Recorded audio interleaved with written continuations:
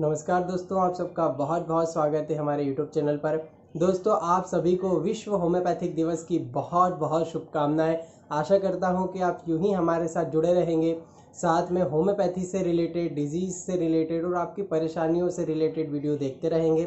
साथ ही यदि आपको किसी भी प्रकार की कोई प्रॉब्लम होती है तो आप होम्योपैथी का सहारा जरूर लेंगे और प्राथमिक उपचार के रूप में होम्योपैथी का यूज़ कर रहे होंगे। दोस्तों, आज है विश्व होम्योपैथिक दिवस, क्योंकि आज जो है 10 अप्रैल के दिन हम लोग सभी पूरे विश्व में होम्योपैथिक दिवस मनाया जाता है। तो आज हम यही देखने वाले हैं कि होम्योपैथिक दिवस आज के दिन ही क्यों मनता है और डॉक्टर हैनीमैन कौन थे। साथ में डॉक्टर हैनीमैन ने होम्योपैथी का कैसे इजाद किया, इसके बारे में बहुत शॉर्ट में आपको बताऊंगा। आइए वीडियो शुरू करते हैं। दोस्तों, सबसे पहले हम जान लेते हैं डॉक्टर हैनीमैन कौन है। दोस्तों, डॉक्टर हैनीमैन जो है वो फादर ऑफ होम्योपैथी है, जिन्होंने होम्योपैथी की इजाद की है ना। और ये जो डॉक्टर हैनीमैन सर थे वो हम लोगों के मास्टर हैं, उन्हीं के द्वारा होम्योपैथी की खोज की गई है, इसीलिए हम इनको फादर ऑफ होम्योपैथी भी बोलते हैं। लगभग 200 साल पुराना ये इतिहास है। लगभग जो है देखा जाए तो जब उनका जन्म हुआ था, जन्म से लेकर के जब उन्होंने प्राइमरी शिक्षा की, फिर उसके बाद उच्च शिक्षा में गए, तो उन्होंने दोस्तों एलोपैथिक मेडिकल सिस्टम में एमडी किया। वो, जी हाँ, आप सही समझे, वो एमडी थे एलोपैथिक मेडिसिन में।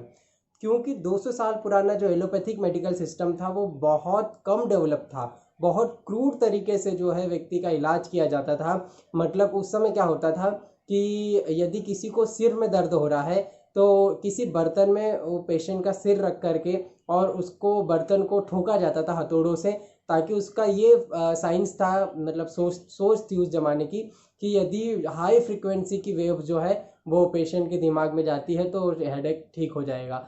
मतलब कि पहले ही पेशेंट सफरिंग में चल रहा था और ऊपर से जब वो ट्रीटमेंट करवाने आया तो और सफरिंग हो गई।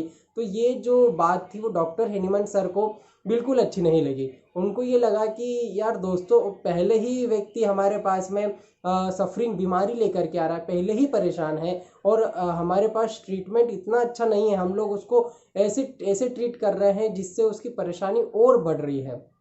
तो 200 साल पुराना एलोपैथिक सिस्टम काफ़ी ज़्यादा डेवलप नहीं था जितना आज है। तो वो जो थे डॉक्टर हैनीमैन, वो बिल्कुल निराश हो गए कि ये बहुत ही ख़राब और बहुत ज़्यादा क्रूर तरीका है जिससे हम पेशेंट को ठीक तो नहीं कर रहे हैं, उसकी परेशानी को उल्टा बढ़ा रहे हैं।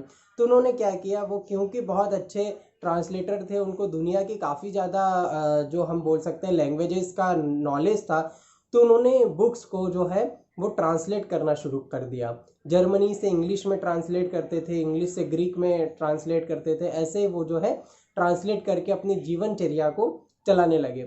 एक समय ऐसा आया दोस्तों जब उन्होंने देखा कि एक मटेरिया मेडिका थी, एक किताब थी मेडिसिन की, जिसको हम जो है क्विलेंस मटेरिया मेडिका बोलते हैं। वो क्विलेंस मटेरिया मेडिका को जब डॉक्टर हैनीमैन सर ट्रांसलेट कर रहे थे, तो ट्रांसलेट करते हुए उन्होंने एक चीज़ पढ़ी कि जो सिनकोना बार होती है, सिनकोना जो मतलब आप मान लें एक पेड़ है, उसकी छाल है, वो जो छाल है सिनकोना बार, उसको यदि कोई व्यक्ति खा लेता है तो उसको मलेरिया जैसे सिम्टम आने लग जाते हैं, है ना। जितनी सीवियरिटी मलेरिया में होती है वैसे ही सिम्टम उसको प्रोड्यूस हो जाते हैं। और यदि वही पर्सन जो है जो वही सिनकोना बार को बहुत माइन्यूट अवस्था में, बहुत माइन्यूट अमाउंट में लेता है, तो उसकी ये परेशानी ठीक भी हो सकती है। तो हैनीमैन सर को ये बात दिमाग पर क्लिक कर गई कि सिनकोना बार से पेशेंट जो है मलेरिया जैसे सिम्टम उसको प्रोड्यूस हो रहे हैं और उसी सिनकोना बार से जो है वो चीज़ें भी ठीक हो रही है उसी सिम्टम से रिलेटेड। तो उन्होंने इस पर रिसर्च करना शुरू कर दिया, अपने पे ही प्रूविंग करना शुरू कर दिया। उन्होंने खुद जो है सिनकोना बार को लाए, खाया, तो उनको खुद को ही मलेरिया जैसे सिम्टम प्रोड्यूस हो गए। और जब उन्होंने उसको माइन्यूट बहुत कम अमाउंट में फिर से जब उनको सिम्टम आए तब उन्होंने खाया तो वह ठीक भी पूरी तरीके से हो गए। तब होम्योपैथी की हुई दोस्तों, इजाद हुई और देखा गया कि जो चीज़ जो है बीमारी प्रोड्यूस करने की क्षमता रखती है उसमें कैपेबल वो इतनी चीज़ होती है कि वही चीज़ जो है उसी सिम्टम से रिलेटेड सारी बीमारियों को ठीक भी कर सकती है। इसको आप ये माने कि लोहा लोहे को काटता है, हम लोग हिंदी में बोलते हैं। मतलब कि यदि आपको कोई बीमारी हुई है और वह बीमारी जिस कारण से हुई है, यदि हम उस कारण का पता लगा लेते हैं, उस पैथोजन का पता लगा लेते हैं, तो यदि आप उसी चीज़ की को ट्रीट करें, मतलब हम लोग क्या बोलते हैं, लाइक क्योर्स लाइक, जो चीज़ जिस चीज़ से बनी है वही उस चीज़ को काट सकती है।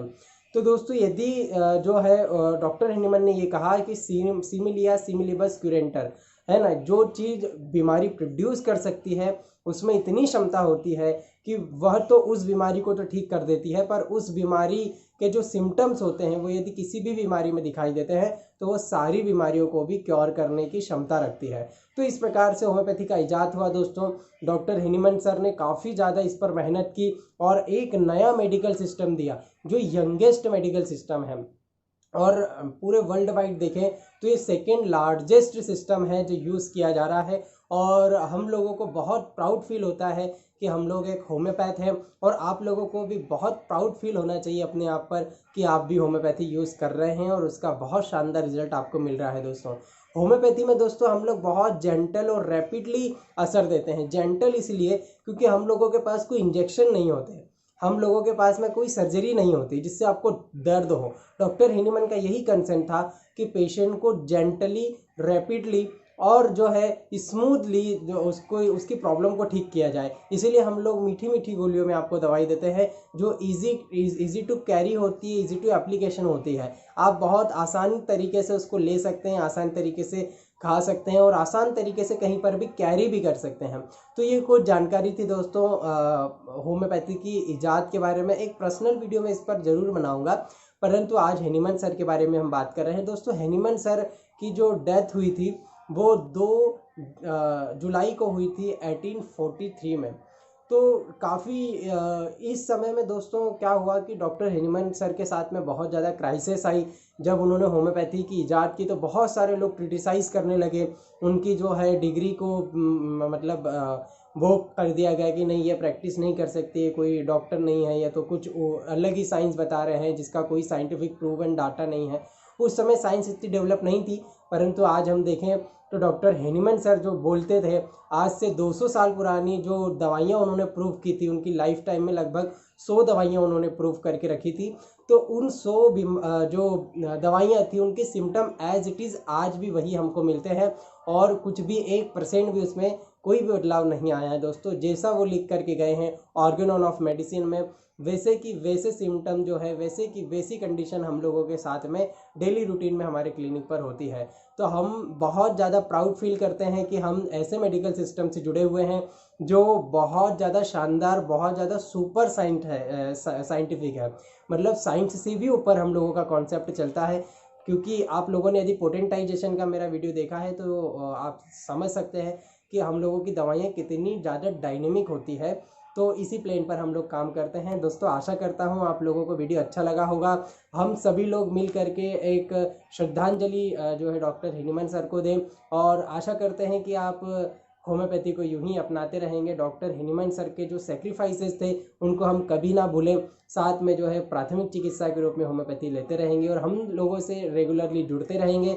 आशा करता हूँ वीडियो अच्छा लगा हो दोस्तों। अच्छा लगा हो तो प्लीज़ लाइक कर दें, सभी लोगों तक शेयर करना ना भूलें, इंस्टाग्राम फेसबुक पर फॉलो करना ना भूलें दोस्तों। किसी भी प्रकार की कोई परेशानी है, आपकी नियरेस्ट किसी अच्छे होम्योपैथिक डॉक्टर को जरूर बताएं।